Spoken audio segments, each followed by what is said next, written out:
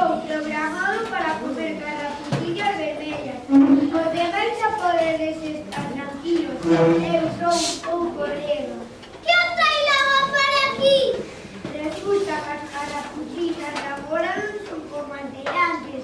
Antes eran branquinas e fumarentas. Pero daba gusto comeras. Pero ahora comen tanto e me forman gracias que non hai quen que esclave o dente. E que queren que faga eu? Eu quero que vostede recomende na televisión, nas súas redes e nas súas conferencias, as carrapucillas de agora como papas de farina, de 5 cereais, yogures, para que lo estés tranquilo. Eu estou un pouco desvergonzado, non me parece, mas é que agora mesmo, pero temos que pagar.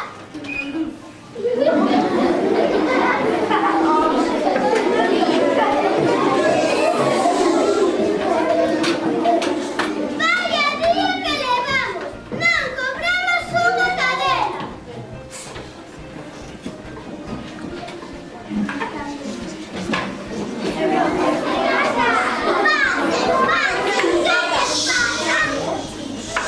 Non nos gusta como le manda o noso conto. Mas a mí pareceme que ten un final máis fermoso. Non é justo que collamos outra cadena na nosa casa e logo se vayan co príncipe.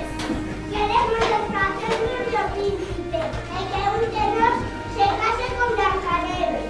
Bueno, nós non queremos matar ao príncipe, só queremos que Blancanieves non se vaya con él. E que queren que faga eu? Poder se nos dar unhas vitaminas para crecer, así Blancanieves podrá si un de nós queremos tamén, ainda que sigamos vivindo todos juntos. Oye, dá unas vitaminas, pois non creo que tengan a ser tan altos como os príncipes. Gracias, doutora. Ata logo. Ata logo.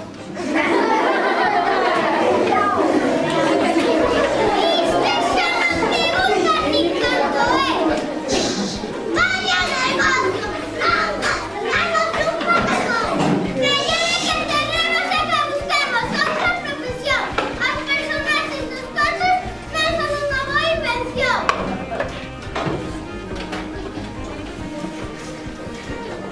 Despois de tanto pensado, a súa consulta cerraron.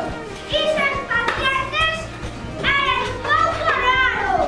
E agardando que o noso home de buscarse a toda a xente, decide despedirnos dicíndolles ata sempre.